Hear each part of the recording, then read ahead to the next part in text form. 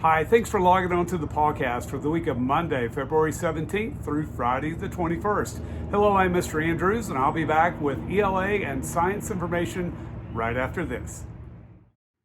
You're watching WPAW, Channel 24, serving Colorado and Paulville. Now for the weather. Hi, my name is Carter Askew, and today we're going to have the forecast for Boston for the next 3 days. Starting off, we have a good-sized warm front coming up, moving towards Boston, which is around 45 degrees right now. And coming in from Canada, we have a cold front that's moving towards Boston, followed up by a high pressure. And throughout these 3 days, the jet stream is going to be about the same. For tomorrow, is the cold front and the warm front are probably going to mix together around Boston and make a stationary front, which is going to be a lot of precipitation. And because of the cold front, the temperature is going to be just below freezing at 29 degrees. And the stationary front is going to probably make some few snow around.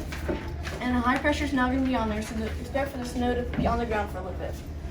And down in the south, a low pressure is going to be coming up towards Boston around a couple of days. And the last day, the low pressure is going to be on where the stationary front is. The temperature is probably going to rise just above freezing, about 34 degrees. And because of the temperature, it's going to be snow instead of rain, and the low pressure is going to make it so the snow might melt a little bit. And these are my co-workers, Andrew Jurgen, which is the producer, and the artist, Untitled Chapter. Thank you. During the ELA part of our school day, we're going to complete our realistic fiction novel study of Maniac McGee. It's been a great book. We spent the last 2 days of last week summarizing each of the chapters with just a one-sentence main idea. The purpose of that was for, practicing summarizing main idea and also being able to review, because we're going to be comparing the book version that we just completed with the movie version of the very same, supposedly the same story. We're going to find out what is the same, what is different, what is similar but not the same, and what just completely got left out of the movie that was integral to the book. So we'll be doing that on Monday and Tuesday. On Wednesday, we're going to begin a new passage. It's going to be a nonfiction passage called Frozen Dreams. It's about Matthew Henson. He is the first human explorer to make it to the North Pole. So as we read Frozen Dreams, we're going to be talking about author's purpose as we read that nonfiction story. Also, in my homeroom during the science portion of our school day, we are going to begin our force and motion unit. Yes, it's going to be great. We'll be talking about such topics as, what does it take to make an object move? Does an object need to have a force to make it continue to move? And then we'll also talk about, what is speed? It's going to be very important as we begin this unit. Looking forward to it. We're going to have a great time with it.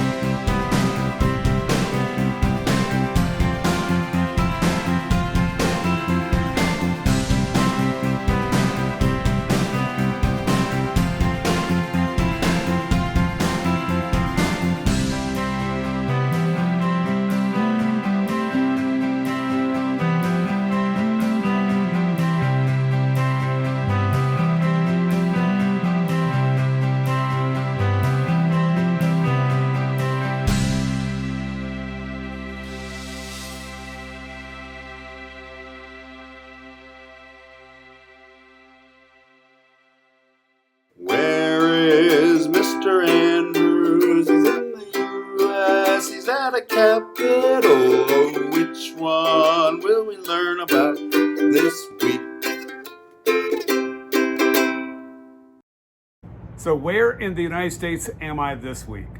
Well, the state has several nicknames to begin with: the land of steady habits, the nutmeg state, and it's more commonly referred to as the Constitution state. Supposedly, maybe the first draft of the Constitution was written in this particular state. For you wrestling fans, the WWE is headquartered in this state. Yale University is located in this state. And back in 1901, this state adopted the very first speed limit. Now, cars, automobiles, as it was, the horseless carriage was actually very new. And so the speed limit laws in this particular state were 12 miles per hour. Anything faster was too dangerous, and you better slow down. I also have a selfie of me at the state capitol. Here it is, so you're able to get a good look at it.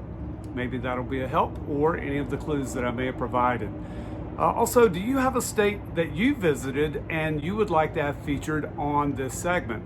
Well, if you do, if you'll provide 4 good clues, ones that we can use to be able to help us to be able to figure out your state, you may be featured. And I'd like for you to be the person to do the recording of that feature as well. So if you'd like to, put it on your answer sheet as well. Otherwise, I need to have your name, mom and dad's name.